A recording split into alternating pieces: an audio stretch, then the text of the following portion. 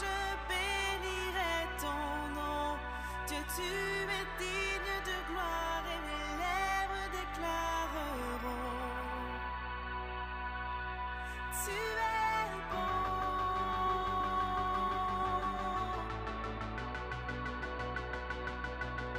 Tu es bon.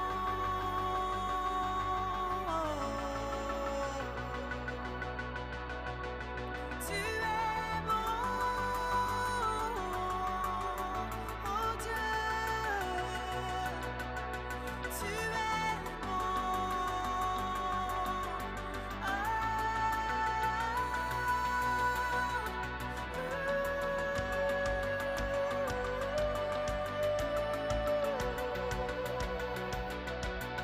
Tu es bon.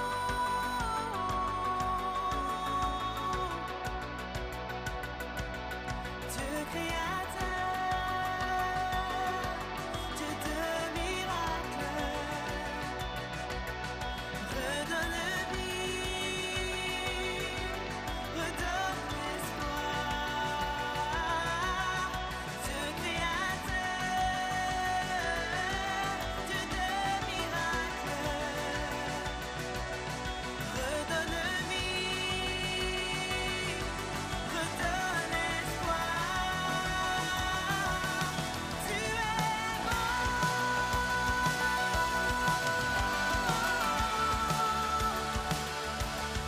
Tu es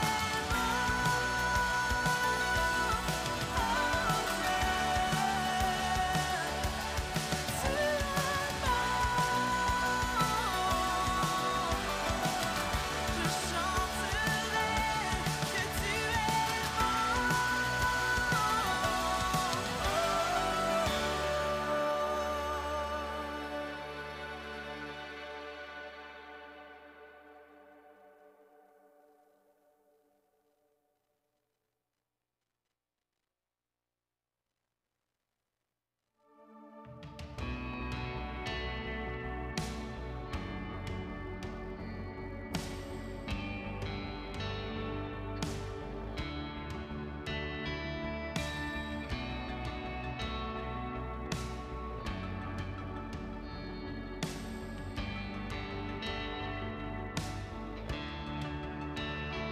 N'es-tu pas celui qui tient les nations dans sa main, celui qui ne change point? N'es-tu pas celui qui considère mes besoins, chassant l'ennemi au loin? Oh, ce n'est pas mon combat. Éternel des armées, tu précèdes mes pas. Oh, ce n'est pas mon combat. Christ a ressuscité, la victoire est déjà remportée.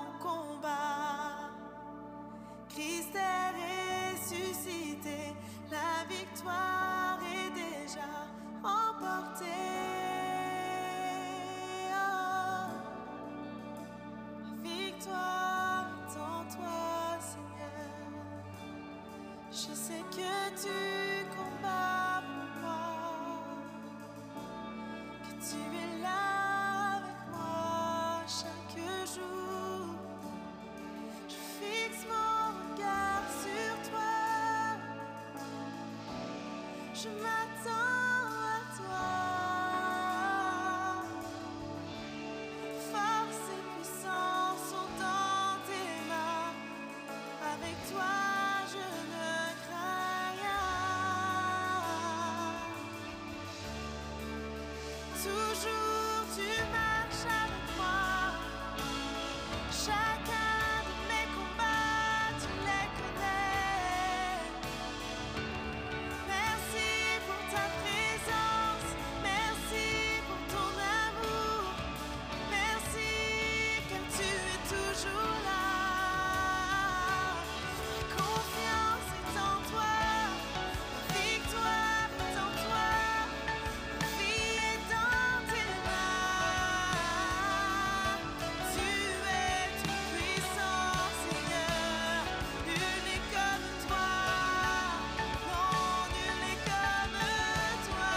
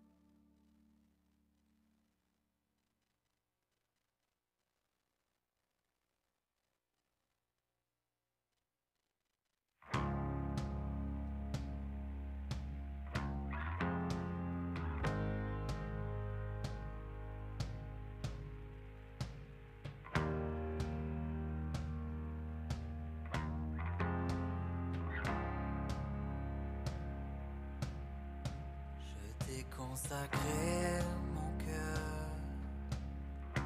découvrant l'amour infaillible en toi, et j'ai perdu ma saveur, j'ai perdu ce feu que j'avais pour toi. Mais du fond de mon âme assoiffée, je reviens à tes pieds. Dieu de vérité remplit mon cœur, que tout en moi chante ta splendeur. Pose sur mes lèvres des louanges en ton honneur. Car c'est toi qui redonne la vie, c'est toi qui guéris, qui affranchis. Dieu de vérité remplis mon cœur de ton esprit.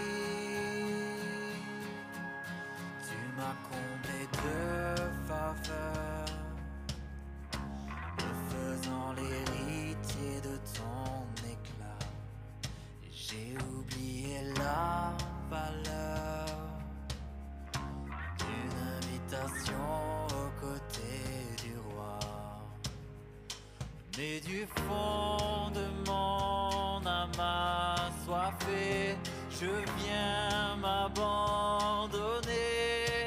Dieu de vérité remplis mon cœur, que tout en moi chante ta splendeur. Pose sur mes lèvres des louanges en ton honneur. Car c'est toi qui redonne la vie, c'est toi qui guéris, qui affranchis. Dieu de vérité remplis mon cœur de ton esprit.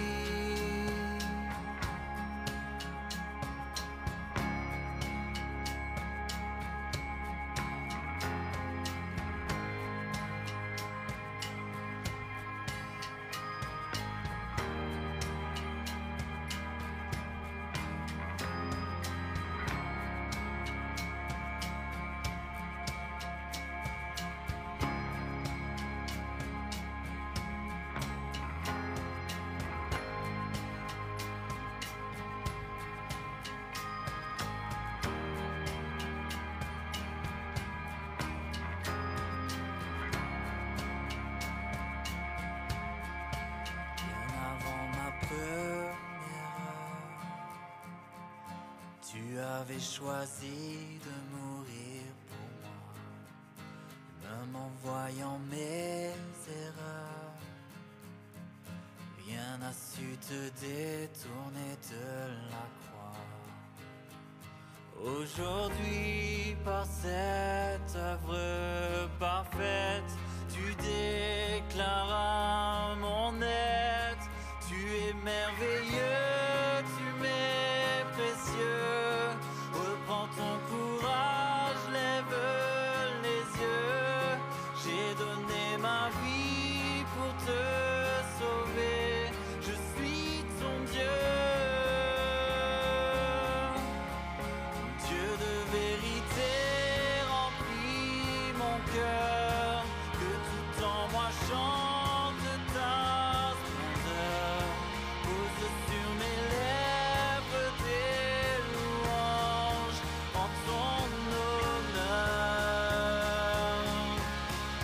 Car c'est toi qui redonne la vie. C'est toi qui guéris, qui affranchis. Dieu de vérité remplit mon cœur de ton esprit.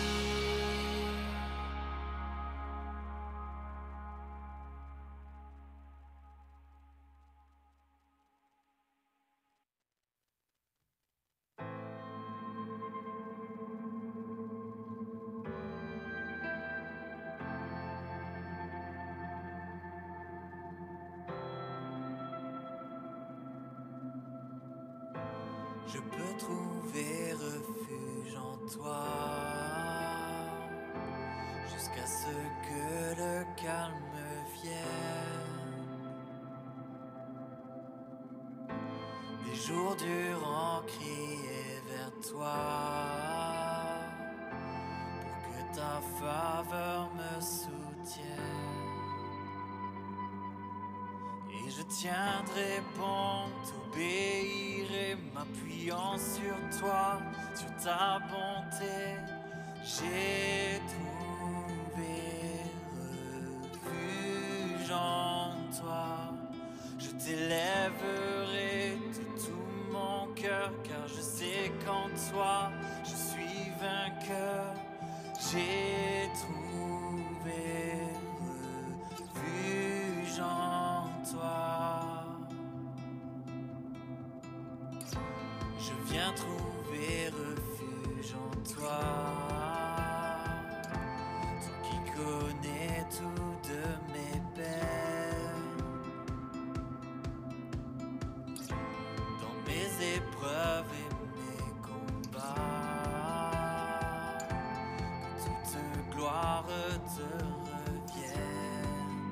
Et je tiendrai bon, t'obéirai, m'appuyant sur toi, sur ta bonté. J'ai trouvé refuge en toi. Je t'élèverai de tout mon cœur, car je sais qu'en toi je suis vainqueur. J'ai trouvé refuge en toi. Oh, j'ai trouvé refuge en toi.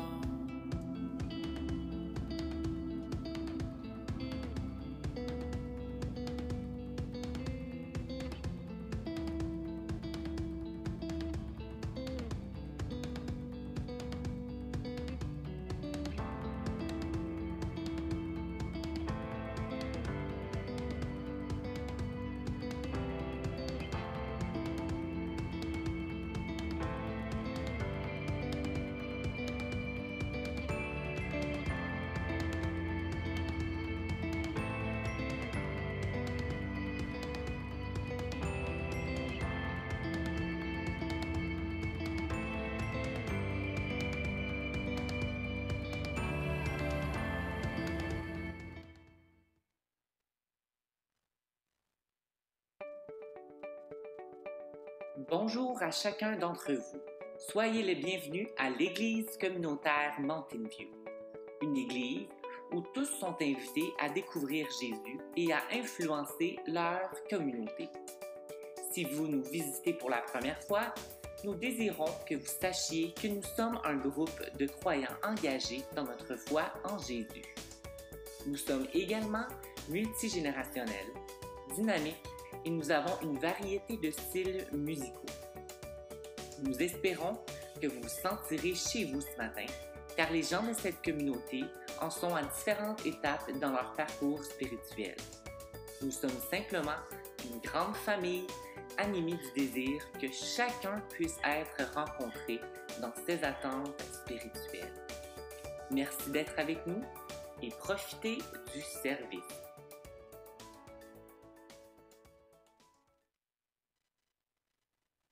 Bonjour à tous, j'espère que vous allez bien.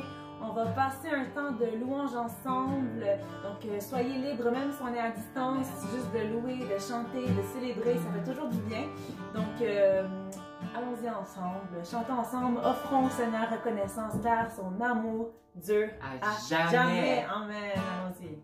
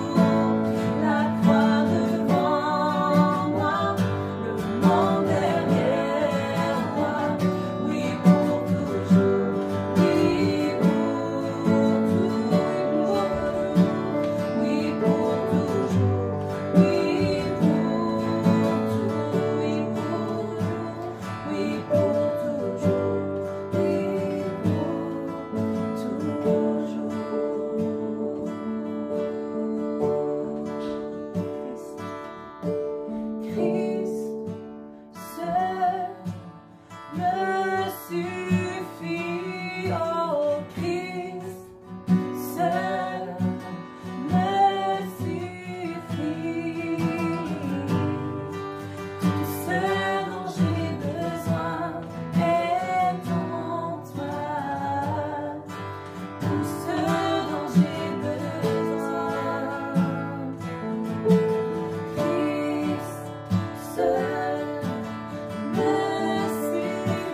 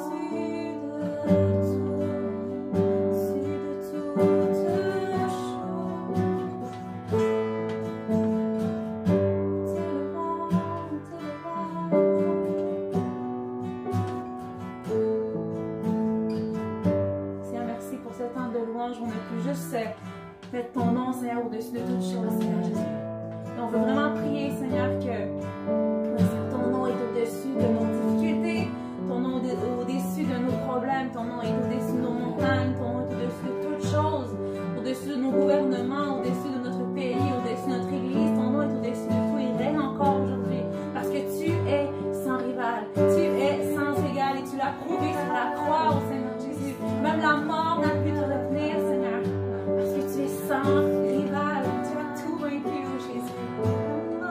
Ton nom est élevé, ton nom est puissant, ton nom est grand, ton nom est au-dessus de tout, oh Jésus. Sois loué, sois loué, sois loué, sois loué, oh Dieu.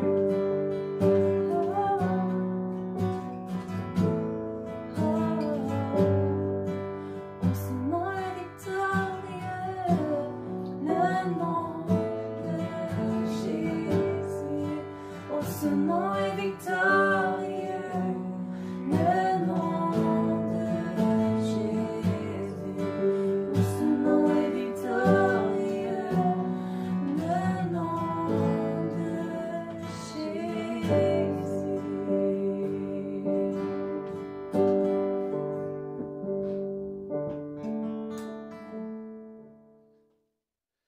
Hey, bonjour à vous ce matin. Église communautaire Mountain View, que vous soyez en live le dimanche 30 janvier, dimanche frisquet et frais. En fait, mois de janvier, frisquet et frais. J'espère que vous êtes bien au chaud. Peut-être que vous allez l'écouter en différé, peut-être que vous allez l'écouter en été, vous n'allez pas comprendre de quoi je parle. Mais on a un mois particulièrement froid cette année. Et là, on a un peu une version studio en attendant que très bientôt on revienne, on puisse faire des réunions ensemble. Ça me fait plaisir d'être avec vous ce matin. On continue toute notre série sur Sûr et solide, sur le livre de Romains, des bases du christianisme, des choses qui sont de base. Savez-vous quoi? Ce n'est pas superflu en ces temps-ci. Si c'est une occasion maintenant, tout ce qui se passe autour de nous, je pense que c'est une bonne occasion de revenir à la base. Et le titre de mon message ce matin, c'est « Humilité avec un grand H ».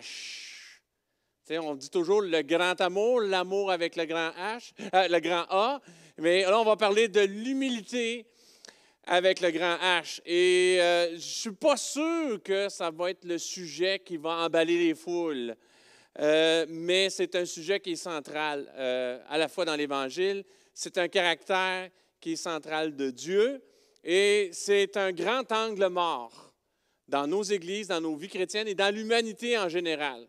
C'est peut-être le plus grand angle mort qu'on a, la nécessité d'être humble et son opposition qui est l'orgueil.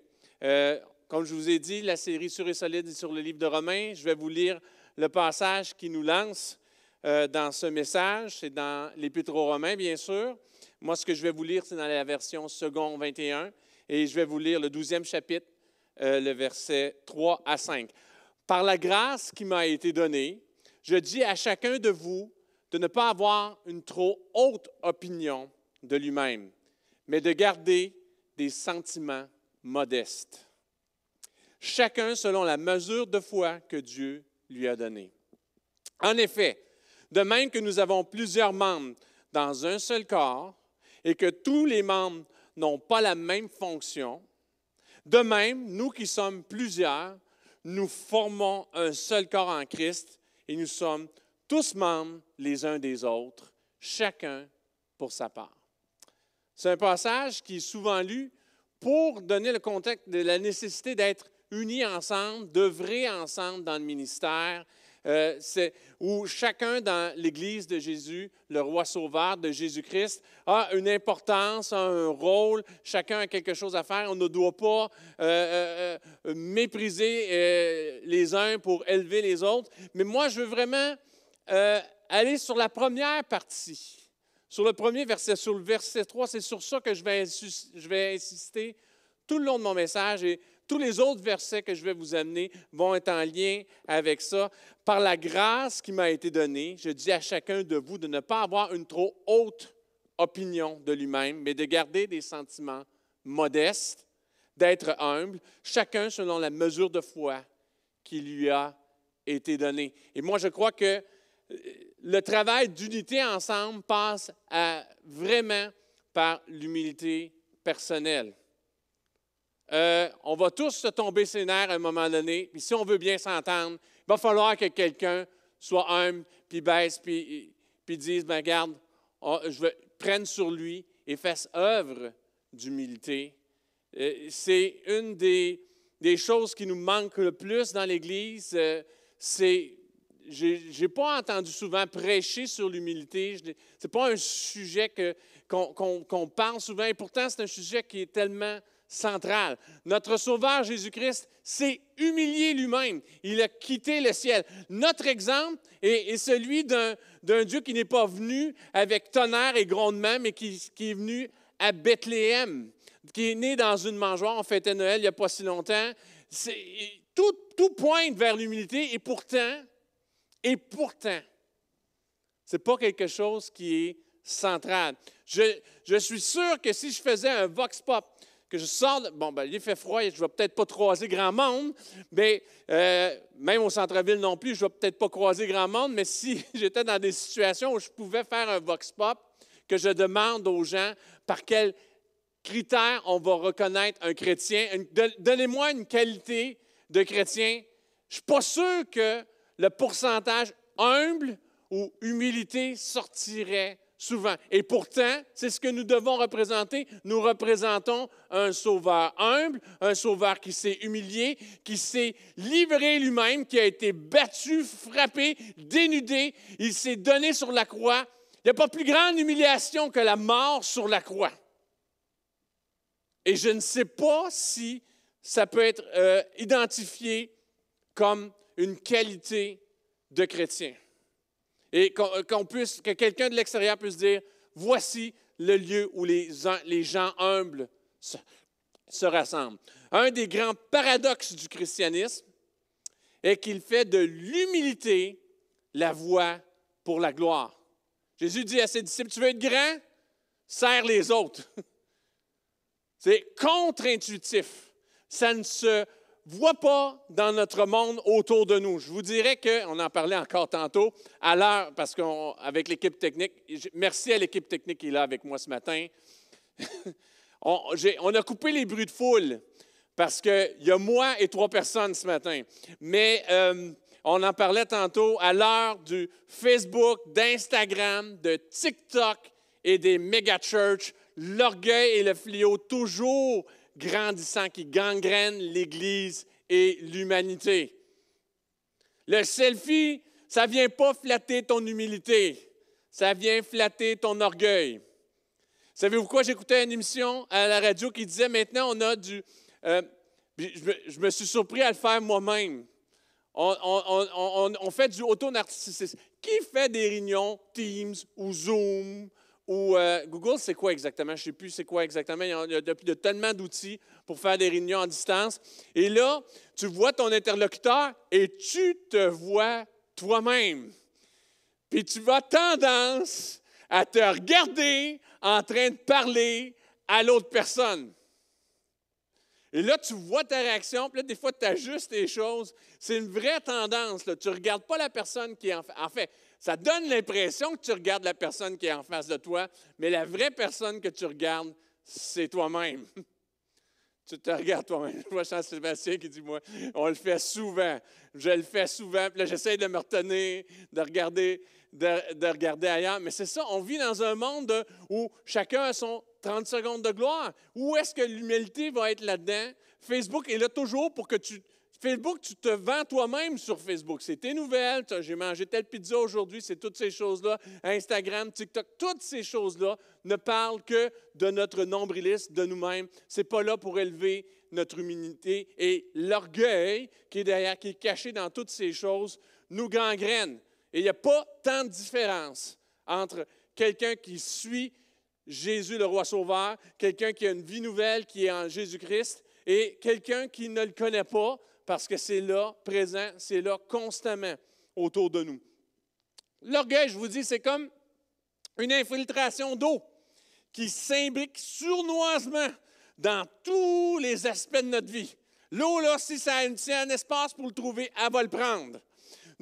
Si on ne fait pas attention, pour colmater les fuites, l'orgueil, là, il faut le contrôler.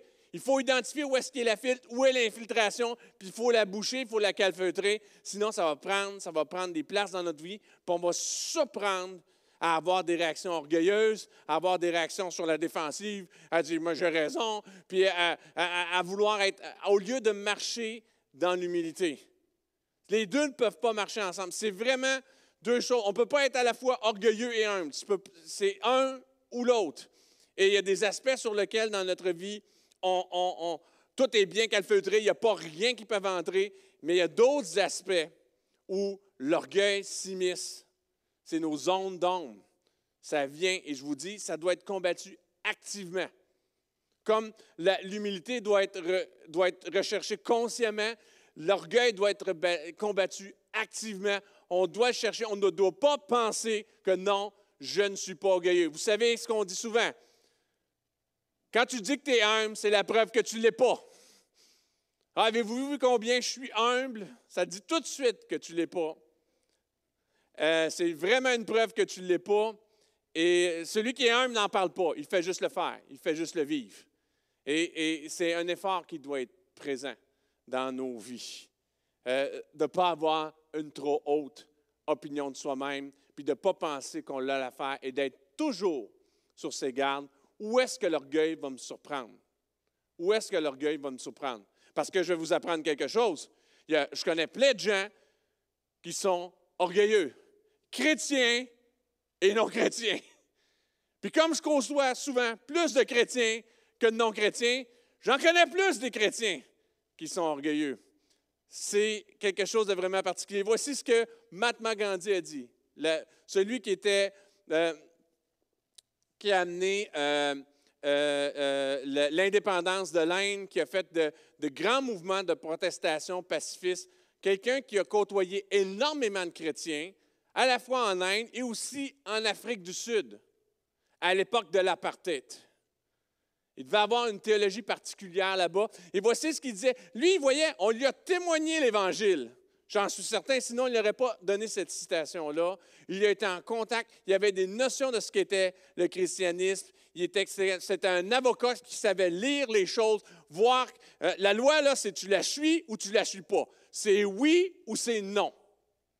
Et voici ce qu'il dit. Sans doute, je serais-je chrétien si les chrétiens l'étaient 24 heures par jour. Et moi, je lance cette hypothèse-là. Le problème, ce qu'il n'a pas vu, c'est des chrétiens humbles qui marchent dans l'humilité devant leur Dieu. Et ce qu'il a été confronté, c'est des manifestations d'orgueil, de justification qui allaient complètement à l'encontre de ce que l'Écriture dit. Voici ce que John Wesley a dit. L'humilité et la patience sont les preuves les plus sûres de l'accroissement de l'amour. C'est Doudoudou Part 2. Ceux qui étaient là pour mon message sur les béatitudes, sur la douceur, aujourd'hui, c'est Doudoudou Part 2. Parce que c'est une des phrases que je répétais dans ce message-là, la nécessité d'être, des fois on s'énerve, la pression monte, doudou, patience, humilité, douceur. Ça, c'est ça, vraiment, les signes que l'amour de Dieu est à l'œuvre en nous. On va juste tourner la page ici.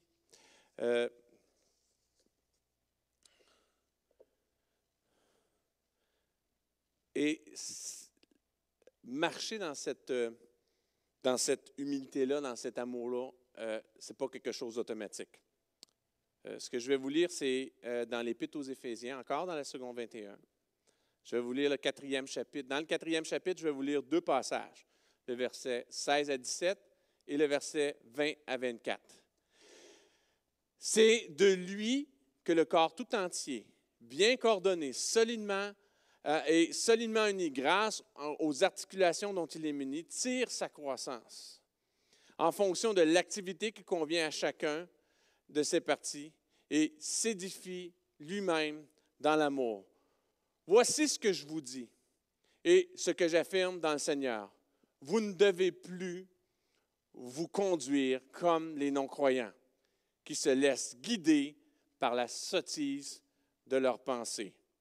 Versets 20 à 24. Mais vous, ce n'est pas ainsi que vous avez appris à connaître le Christ. Si du moins, c'est lui que vous avez écouté, et si c'est en lui que vous avez été enseigné conformément à la vérité qui est en Jésus, on vous a enseigné à vous débarrasser du vieil homme.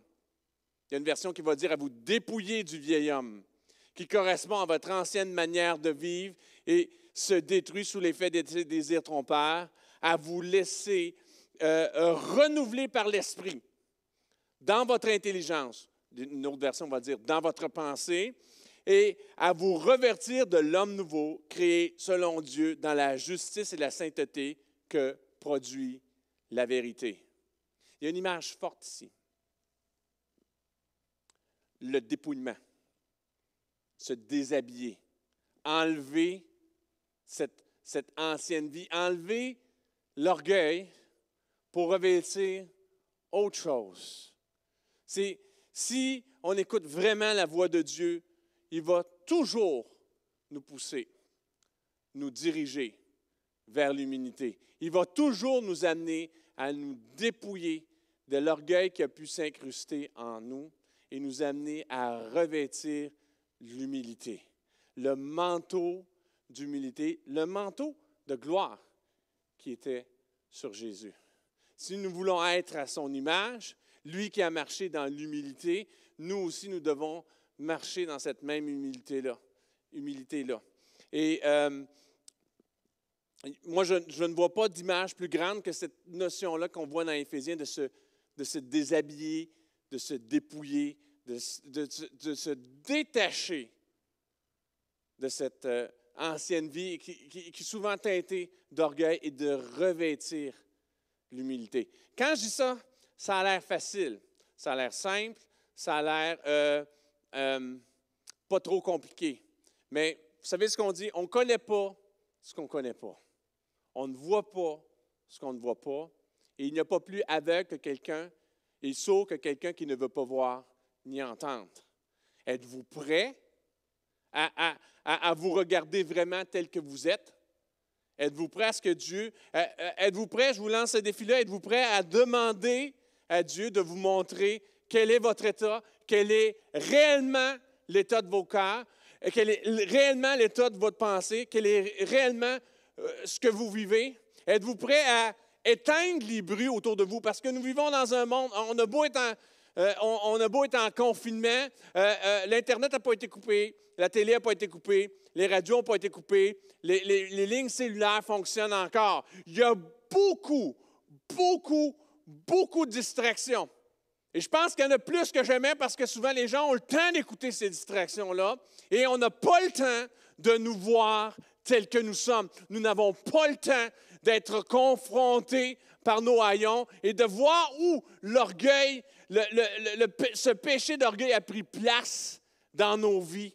Parce qu'il ne peut pas y avoir humilité et orgueil en même temps. Les deux ne peuvent pas cohabiter. D'abord, on se dépouille de l'orgueil. Ensuite, on voit que, on voit le renouvellement de notre intelligence nous montre où ces choses-là prennent place, où ça s'infiltre, où il y a gangrène. Et ensuite, on se change, on se renouvelle et on remet l'homme nouveau. L'homme nouveau qui nous est rendu possible en Jésus-Christ. Je te dis, ne sois pas fâché après moi si tu as l'impression que je te vise ou si tu te sens agressé ou inconfortable avec le message que je te donne ce matin. Je ne le fais pas exprès. Ce matin, je parle de versets que je ne parle jamais. Je vais prêcher sur un livre de la Bible sur lequel je n'ai jamais prêché de toute ma vie. S'il vient une conviction sur toi présentement, si tu te sens inconfortable dans ce que je te dis ce matin sur l'orgueil, c'est que ce n'est pas moi qui te parle, mais c'est le Saint-Esprit qui a un message à te passer. Alors, prends le temps de l'écouter, je t'en prie. Parce que l'orgueil, souvent, nous crée ce mensonge-là que parce qu'on pense qu'on a raison, ça justifie tout ce qu'on fait. Or, on peut avoir raison et réagir d'une mauvaise façon néanmoins. Ça ne nous empêche pas d'être humbles. On peut vivre de l'injustice et ça ne nous empêche pas d'être humbles. On peut se sentir mal, se sentir accablé, mais ça ne nous empêche pas d'être humbles et notre réconfort ne viendra pas de l'extérieur de nous, mais viendra de notre relation avec Dieu. Si on est rejeté, lui a été rejeté. Si on est accusé, lui a été accusé. Si on vit des choses difficiles, lui peut compatir. Quand je dis lui, c'est Jésus. Lui peut compatir à tout ce que nous vivons. Alors je vous dis, l'humilité ne vient pas naturellement et doit être recherchée activement et consciemment afin de surmonter l'orgueil, car l'orgueil vient naturellement à l'homme. Ça, c'est le mode par défaut.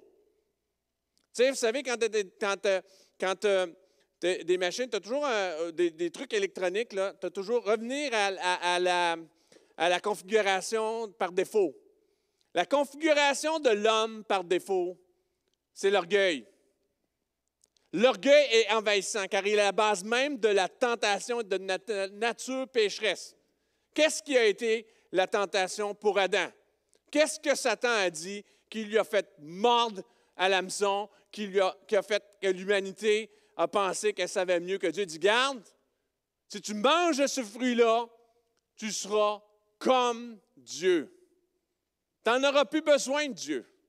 Si ce n'est pas l'orgueil, ça, je me demande bien qu'est-ce que c'est. Et c'est pour ça que l'orgueil est si sournois, si envahissant, et c'est pour ça que l'humilité nous semble si difficile. Les deux ne peuvent pas cohabiter ensemble, et c'est là que souvent le royaume de Dieu se différencie de tous les royaumes humains. Nous devons être reconnus pour notre humilité. Vous ne me croyez pas? Dans la chambre haute, la première chose que Jésus a fait, c'est laver les pieds de ses disciples. Il a fait deux choses significatives. Il a pris le repas que nous, on célèbre encore aujourd'hui dans la scène et il a annoncé sa mort, il a annoncé sa résurrection. Mais avant même tout cela, il a commencé par le plus grand acte d'humilité que tu pouvais faire à l'époque. Le rôle pour le dernier dans une maison, il pouvait avoir des esclaves. Le rôle pour le dernier dans toute la hiérarchie de la maison, le plus petit, le plus méprisable, le dernier des esclaves, c'était celui qui lavait les pieds. Et comprenez, on est dans un contexte en Israël où tout le monde se promène en sandales, il n'y a pas d'asphalte, il y a de la poussière, les pieds sont sales. Quand tu n'as pas besoin de te promener longtemps pour avoir les pieds sales. Et les gens, quand ils rentrent dans une maison, la première chose, c'est qu'on lave les pieds. C'est le rôle le plus humiliant, le dernier rôle. Il n'y a rien de glorieux à laver les pieds. C'est pour ça que quand Jésus a fait ça avec ses disciples, lui qui était le maître, les disciples ne comprenaient pas ce qui se passait. Ils ne comprenaient pas ce qui se passait. Ça ne fait pas de sens pour eux. Et c'est la première chose qu'il a fait. Nous qui célébrons la scène, on ne comprend pas souvent que tout ça, ça a été présenté dans un contexte total et complet d'humilité. Jésus, vraiment, a voulu montrer quel était son caractère, humble. Et ça devrait être la première chose que quelqu'un qui passe les portes de l'Église communautaire Mountain View ressente. Qu'il y a ici des gens qui ne sont pas arrivés, qui n'ont pas l'affaire, qui sont humbles, qui sont à son service, qui sont là pour lui. Voici ce qu'il a dit dans l'Évangile de Jean, 13e chapitre, la version second 21. Je vais vous lire le verset 14 à 16. C'est Jésus lui-même qui dit ça. « Si donc je vous ai lavé les pieds, moi, le Seigneur et le Maître, vous devez aussi vous laver les pieds les uns des autres, car je vous ai donné un exemple, afin que vous fassiez comme je vous ai fait. En vérité, je vous le dis. » Et quand Jésus dit en vérité, là, petite pause, ça veut dire, mets ton marque-page, là, souligne avec ton souligneur. Ce n'est pas juste en vérité, c'est en vérité. Wop, très important. Alors, en vérité, je vous le dis, le serviteur n'est pas plus grand que son Seigneur, ni l'apôtre plus grand que celui qui l'a envoyé. combien on se trompe souvent. Oui, souvent, combien j'entends, « Ah, Dieu est grand, Dieu est merveilleux, on devrait marcher dans la victoire. » Mais où est l'humilité dans tout ça? Nous, comme disciples, comme ceux qui suivent Jésus-Christ, on n'est pas plus grand que le Maître. Et s'il lui marche dans l'humilité, nous aussi, nous devons marcher dans l'humilité. Il a dit, laver les pieds, c'est un exemple. Pensez-vous que ça s'applique ici au Québec avec nos grosses bottes puis nos bottes de laine plein de sueur? Non, merci, c'est pas ça l'idée. On n'a pas besoin de se laver les pieds ici pour se servir avec l'humilité. Ça, c'est un exemple. Mais si on a cette attitude-là, de se voir comme le plus petit, de ne pas avoir une grande opinion de nous, et de venir toujours humblement vers tous ceux qui ont été faits à l'image de Dieu, à l'image de Jésus, fait à son image, portant l'Esprit divin en eux, parce que l'homme a été créé par le souffle divin. Si on vient avec humilité devant l'humanité, là, on représente vraiment qui est Jésus-Christ. L'importance de la vertu qu'est l'humilité vient du fait qu'elle fait partie du caractère de Dieu. C'est une caractéristique, c'est un caractère marquant de Dieu. Et les disciples qui se forment à l'image de Jésus, le roi sauveur, sont humbles. Est-ce qu'il y a des chrétiens orgueilleux? Oui, c'est bien dommage. Et chacun est orgueilleux. Et savez-vous quoi souvent? Chacun va être orgueilleux dans son domaine d'expertise. Qui est orgueilleux sur les dons, sur les manifestations? Qui peut manifester de l'orgueil sur les dons spirituels? Un pentecôtiste. Qui va être orgueilleux sur les enseignements, sur les points de doctrine, qui va t'amener une notion théologique que tu n'as jamais entendu parler toute ta vie, puis il va insister, puis il va te donner tous les versets, puis il va être boqué dur là-dessus? Un baptiste. Qui va te parler de la souveraineté de Dieu, puis comment va tout t'amener, puis que Jésus seul, puis que Jésus fait tout, puis que c'est un calviniste. En voulez-vous d'autres? Qui va t'amener tous les rituels, puis toutes les dates, puis tout ça? Un catholique. L'orgueil se manifeste aussi chez les chrétiens. Et souvent, dans l'angle mort, là où on pense qu'il est notre force, là aussi, si on laisse l'orgueil s'infiltrer, est notre faiblesse. Et on peut être blessé de ces choses-là, et c'est juste l'orgueil qui prend place. Colossiens 2, versets 18 à 19, dans le second 21. « Que personne, par son goût d'une fausse humilité ou d'un culte des anges, ne vous prive de la victoire. Plongé dans ses visions, un tel homme est sans raison, enflé d'orgueil, sous l'effet de ses pensées toutes humaines, et il ne s'attache pas à celui qui est à la tête. C'est pourtant d'elle que tout le corps, bien nourri et solidement assemblé par son articulation et ses liens, tire la croissance que Dieu donne. » Là, ça nous donne un exemple de gens qui enseignent dans l'orgueil, de gens qui parlent, qui mélangent Dieu et orgueil, qui amènent toutes choses. Et ça peut, je vous dis, il y a des chrétiens, des gens qui se sont détournés de Dieu, qui se sont privés de la victoire à cause qu'ils n'ont pas su discerner l'orgueil dans l'enseignement qui leur a été donné ou dans les échanges entre chrétiens qui leur a été donné. Ne tombez pas dans ce piège-là. S'il y a un péché qui est dans l'angle mort de la plupart des disciples de Dieu, de plusieurs hommes de Dieu et de bien des églises, c'est celui de l'orgueil.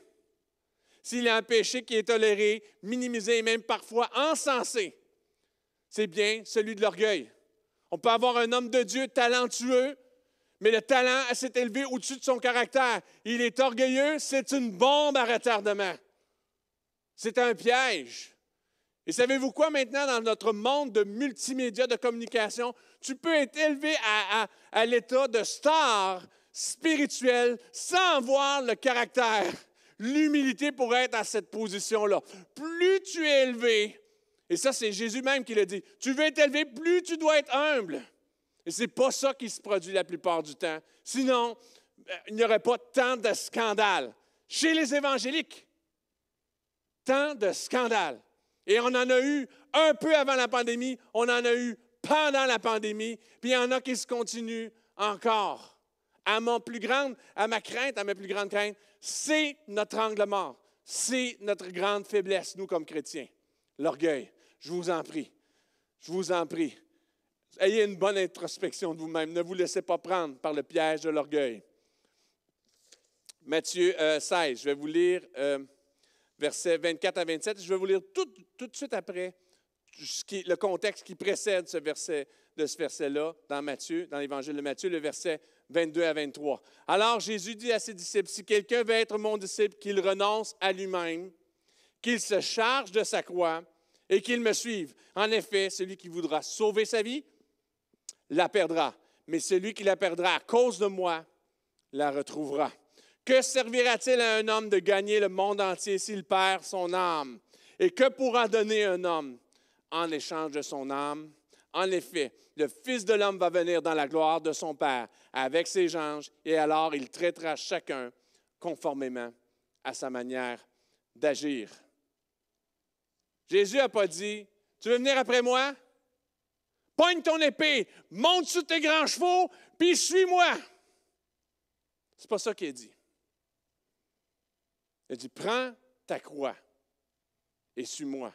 Marche dans l'humilité. Marche dans l'abaissement. Prends ta croix et suis-moi. » Or, bien souvent, c'est plutôt « monte sur tes grands chevaux » qu'on entend. Voici ce qu'il est dit juste avant, juste pour vous donner le contexte. Pourquoi il dit ça? Tu veux venir après moi, prends ta croix, marche dans l'humilité. Voici ce que Pierre a dit juste avant. Versets 22 à 23. Alors Pierre prit à part et se mit à reprendre, parce que Jésus disait qu'il était pour aller à la croix et mourir, qu'il était pour être livré entre les mains des sacrificateurs et qu'il était pour le mettre à mort. « Que Dieu t'en garde, Seigneur, cela ne t'arrivera pas. » Mais Jésus se retourna et dit à Pierre, « Arrière, Satan! Tu es un piège pour moi, car tes pensées ne sont pas les pensées de Dieu, mais celles des hommes. » Qu'on ne dise pas de toi, tes pensées ne sont pas les pensées de Dieu, mais celles des hommes. S'il y a de l'orgueil, je te le dis, 100%, c'est celle des hommes. Mais plutôt, marche dans l'humilité. Prends ta croix. Où est-ce qu'elle est, ma croix? Prends-la. Ne laisse pas tes pensées être égarées. Ne laisse pas l'orgueil s'infiltrer dans ta vie. L'humilité peut être étroitement liée dans son sens profond à l'affliction. En vivez-vous de l'affliction ces temps-ci? Êtes-vous écœurés? Moi aussi! Si cela est le dessein de Dieu, le but ultime est de produire l'humilité d'esprit. C'est une occasion que Dieu nous change. Que Dieu nous change. Et là, je vais vous parler d'un livre sur lequel je n'ai jamais prêché. Il y avait un père qui disait à son fils qui s'en allait à l'université, « Oublie pas ta Bible, oublie pas ta Bible. » Il avait tellement peur que son fils perde la foi. Et le fils est allé une année à l'université et il est revenu. Et son père était inquiet. Et le fils avait joué un mauvais tour à son père. Il dit, « Père, tu me dis de ne pas perdre les Écritures. Où est le livre de Jonas? » Il avait enlevé une couple de pages dans la Bible de son père, puis son père s'en était jamais rendu compte. Le livre de Jonas, tu peux l'oublier. Une courte histoire, pas énormément de prédication, mais ce matin, je vais me servir de l'histoire de Jonas et je vais vous parler du miracle de Jonas et je vais l'appliquer dans notre situation aujourd'hui. Jésus a cité Jonas quand il a dit qu'il était pour ressusciter, parce que quand on lui a demandé un miracle peu de temps avant qu'il donne sa vie à la croix, il a déclaré, il n'y aura pas d'autre miracle que le miracle de Jonas. Et le miracle de Jonas, c'est l'humilité. Aller à la croix, c'est le chemin de l'humilité. Et l'Église a besoin du miracle de Jonas. Nous avons besoin de ressusciter, de marcher, de nous abandonner dans l'humilité et d'être ressuscités dans la gloire que Dieu a pour ceux qui s'humilient devant lui et qui le servent. Parce que, je vous assure, il n'y a pas grande différence entre l'attitude de Jonas dans le début du livre et nous-mêmes aujourd'hui et l'humanité aujourd'hui. Mais je vais vous laisser un choix à faire. Juste pour vous donner le contexte, dans le livre de Jonas, 1er chapitre, verset 1 à 3, la parole de l'Éternel fut adressée à Jonas, fils d'Amittai. Lève-toi, va à Ninive, la grande ville, et crie contre elle, car sa méchanceté est montée jusqu'à moi. Parenthèse, je ne sais pas si vous êtes bon en histoire, les Ninivites, tu sais, il y a eu pas mal de brassements de peuples dans ce coin-là, mais on apprend beaucoup sur Ninive à travers les murales qui nous ont été gardées de ce peuple-là. Et je peux vous dire que ce n'est pas très édifiant. Parce que c'était un peuple guerrier, c'était un peuple qui était extrêmement cruel. Et ce qu'on peut voir sur les murales, c'est bien sûr, ils ne vont pas montrer leur défaite, ils montrent leur victoire, mais leur victoire est sanglante, puis on voit des massacres. Puis ça, c'était ce qu'eux autres avaient en valeur.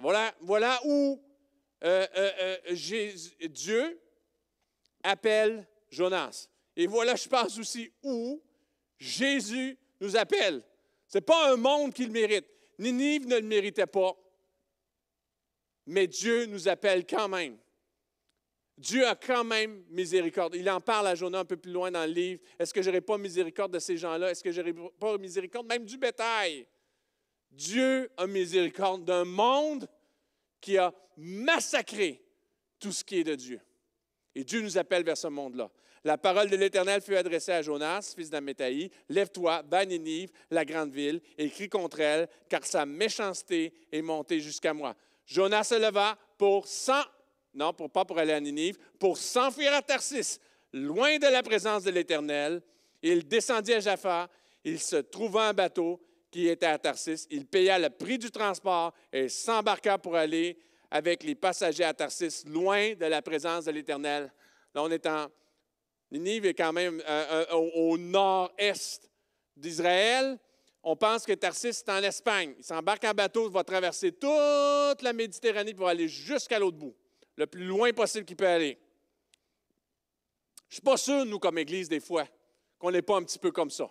Dans tous nos emportements, Dieu nous appelle là, mais nous, on est dans un bateau qui nous amène loin dans la distraction, loin de ce à quoi Dieu nous appelle. Jonas, chapitre 1, encore, versets 4 à 5. L'Éternel fit souffler sur la mer un vent impétueux, et il s'éleva sur la mer une si grande tempête que le bateau menaçait de faire naufrage. Les marins eurent peur, ils implorèrent chacun leur Dieu, et ils jetèrent dans la mer les objets qui étaient sur le bateau, afin de s'alléger. Jonas était descendu au fond du bateau, s'était couché et dormait profondément.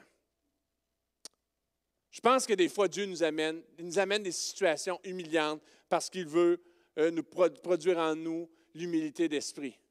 Et je vous dis que les situations qu'on vit présentement autour de nous sont humiliantes, sont incommodantes. Et je ne sais pas qu'est-ce que tu vis présentement non plus. Tu vis peut-être ces situations-là humiliantes et accommodantes. Mais Dieu veut faire le miracle de Jonas dans ta vie. Il y a deux conditions dans lesquelles on peut être naturellement. Et il y a sûrement des aspects de notre vie qui sont comme ça pour chacun d'entre nous. Ou ça dort, ou c'est en panique. Ou ça dort, ou c'est en panique. Où on est à chercher toutes sortes de solutions, à prendre ses principes et à les jeter par-dessus bord, parce qu'il faut qu'on trouve une solution. Ça ne peut pas continuer comme ça. Il faut que ça se solutionne. Ça ne peut pas rester comme ça. Et on lance, on panique, on fait comme les gens quand ils veulent tester si les pâtes sont prêtes. On pitche tout sur le mur, puis ce qui colle, c'est ça que je vais faire. Il y a une tempête, il faut que ça se solutionne. Je vais utiliser tous mes moyens, tout ce que je suis capable, tout ce que mon orgueil est capable de faire. Et mes enseignements chrétiens, c'est trop compliqué. On jette ça par-dessus bord, on jette ça par-dessus bord, on jette ça par-dessus bord. Si on est honnête, il y a des situations dans notre vie où c'est comme ça qu'on agit. Si on se laisse aller, on panique, on jette tout par-dessus bord, la tempête vient, il faut qu'on ait une solution. Ou bien, comme on dit, just give up. On dort, on rentre en hibernation. Jésus revient un jour. Jésus va faire la différence. J'attends son retour. J'espère qu'il va faire quelque chose. Ce n'est pas ça la solution. La solution n'est pas dans la panique. La solution n'est pas s'endormir jusqu'au retour hypothétique de Dieu. Si vous connaissez un petit peu l'histoire, les gens sont mis à parler avec Jonas.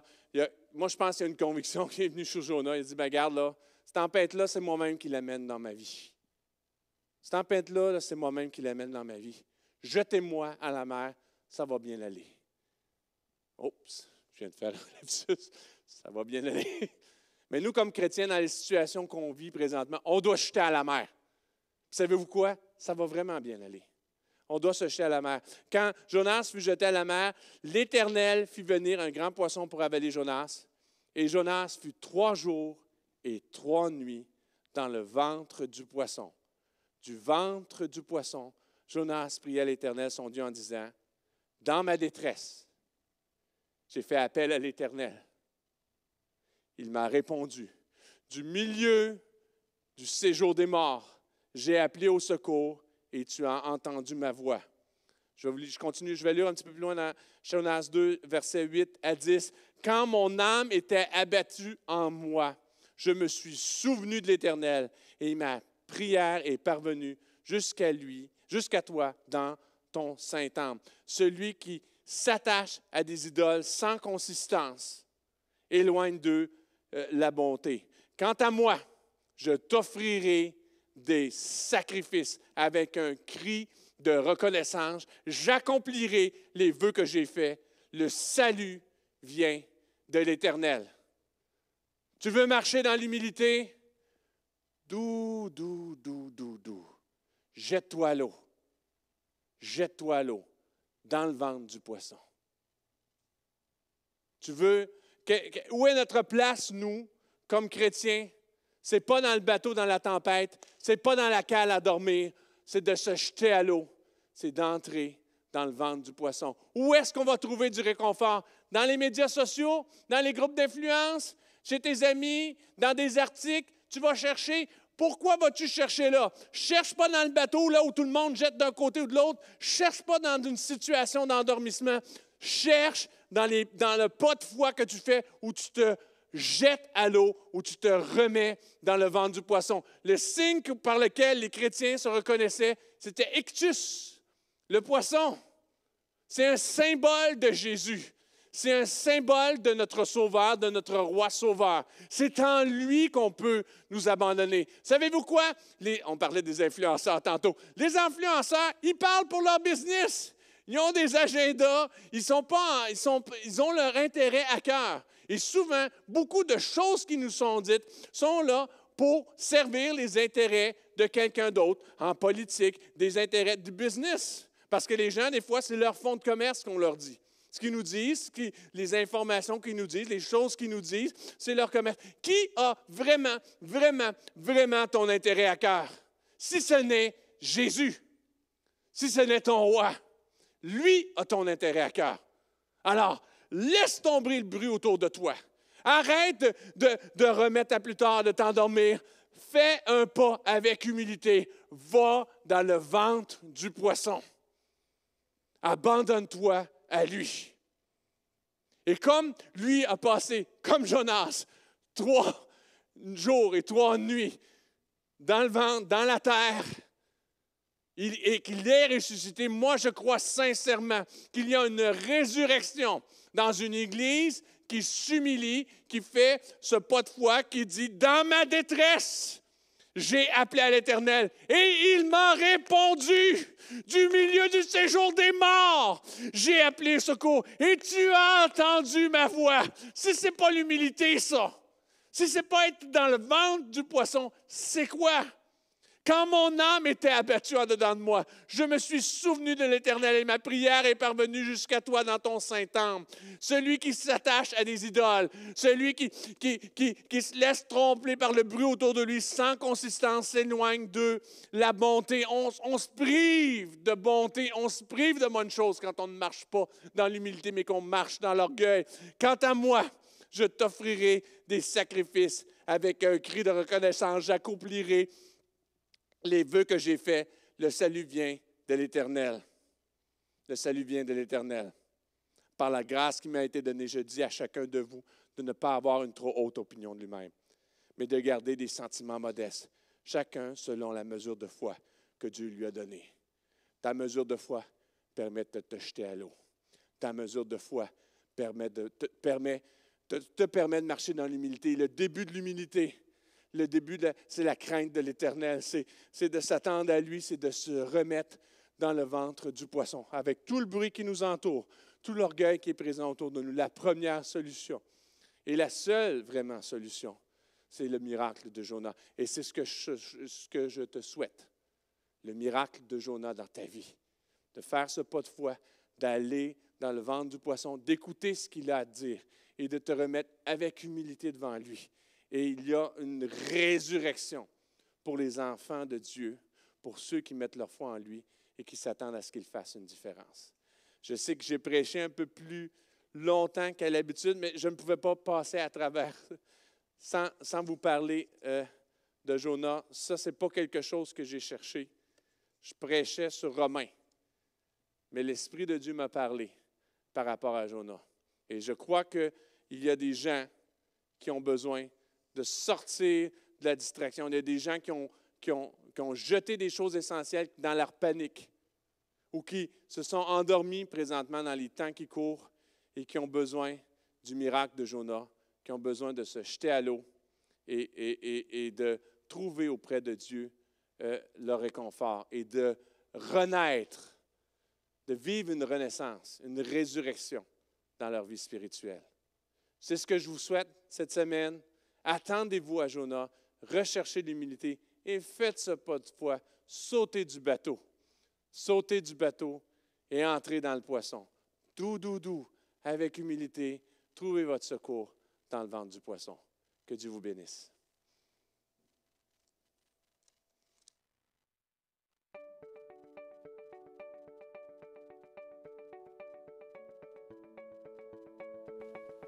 Merci d'avoir participé au service de l'Église communautaire Mountain View.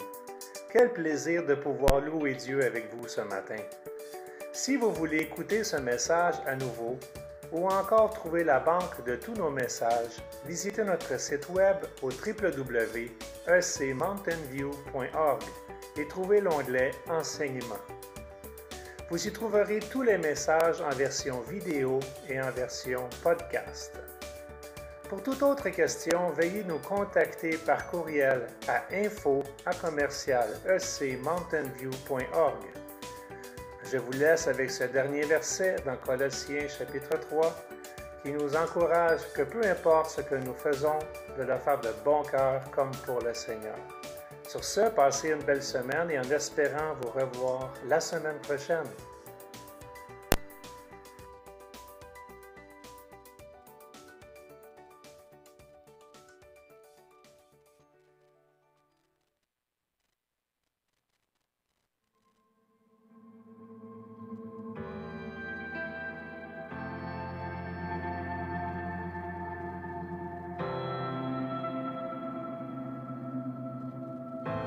Je peux trouver refuge en toi, jusqu'à ce que le calme vienne. Des jours durant crier vers toi, pour que ta faveur me soutienne. Et je tiendrai bon, t'obéirai, m'appuyant sur toi, sur ta bonté. J'ai trouvé refuge en toi. Je t'élèverai de tout mon cœur, car je sais qu'en toi, je suis vainqueur. J'ai trouvé refuge en toi. Je viens trouver refuge en toi, toi qui connais tout de mes peines. Dans mes épreuves et mes gloire te revienne. Et je tiendrai bon, t'obéirai, m'appuyant sur toi, sur ta bonté. J'ai trouvé refuge en toi. Je t'élèverai de tout mon cœur, car je sais qu'en toi je suis vainqueur.